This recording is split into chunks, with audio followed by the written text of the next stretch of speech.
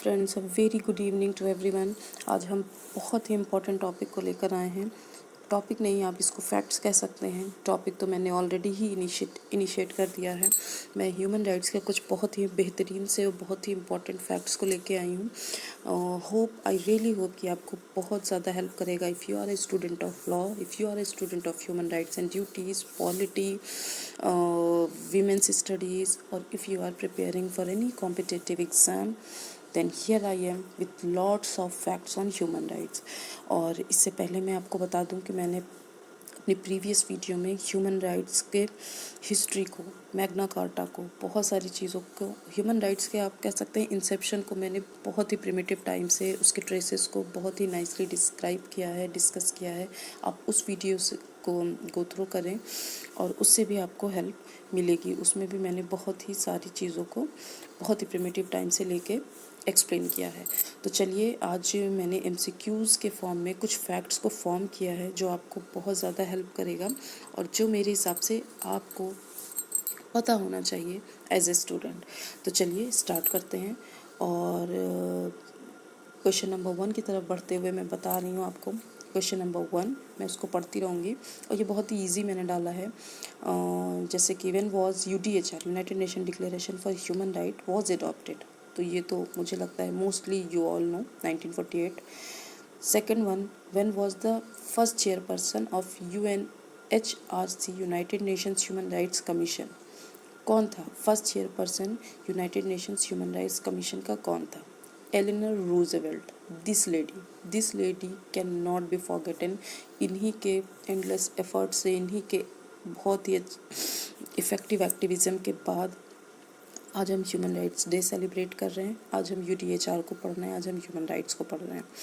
चलिए अब हम नेक्स्ट बढ़ते हैं क्वेश्चन नंबर 3 की तरफ, जो है when was UNCHR, United Nations commission on human right was establish.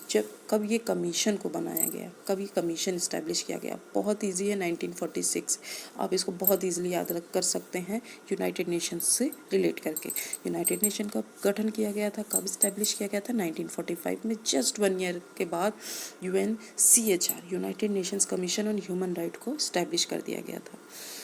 Question number 4, which body, कौन सी बॉडी ने ड्राफ्ट किया था डॉक्यूमेंट UDHR का? UDHR ये जो घोषणा पत्र है, ये डॉक्यूमेंट है UDHR का, इसको किस बॉडी ने ड्राफ्ट किया था? UN, UNESCO, ICJ, UNCHR।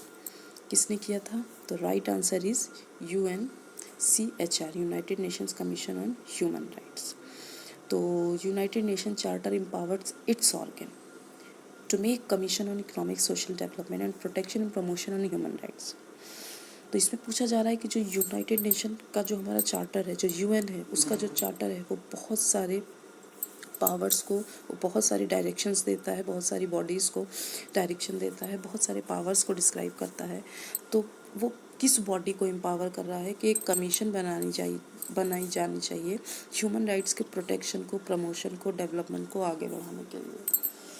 तो राइट आंसर इकोसॉक, ICJ, general assembly, trusteeship council. तो यहाँ ICJ, general assembly, trusteeship council, ये सब भी इसकी बॉडी है यूनाइटेड नेशंस की। इन लोगों का कोई रोल इसमें नहीं है, बल्कि जो राइट आंसर है वो है इकोसॉक, इकोनॉमिक एंड सोशल काउंसिल जो है यूनाइटेड नेशंस की, उसको ये पावर दिया गया है, वो एम्पावर करती है इस चीज़ को कि वो कमीशन बनाए और ह्यूमन राइट्स के प्रोटेक्शन और प्रमोशन को आगे बढ़ाए।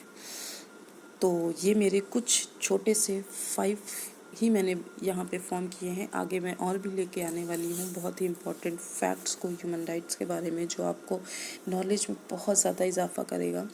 और अगर आप इसे पहले से जानते थे देन वेरी गुड, आपने इसे रिवाइज़ कर लिया। अगर आप नहीं जानते थे तो आपके लिए ये बहुत ही बेहतरीन चीज़ें हैं जो आपको अपने दिमाग में रखनी चाहिए, आपको याद होनी चाहिए as a social science student. तो चलिए हम नेक्स्ट वीडियो में मिलते हैं कुछ और फैक्ट्स के साथ में। तब तक के लिए आप इसको लाइक करिएगा, शेयर करिएगा, सब्सक्राइब करिएगा, और इससे मुझे भी मोटिवेशन मिलेगा और मैं और भी ज़्यादा फैक्ट्स को लेकर आऊँगी। Thank you so much friends.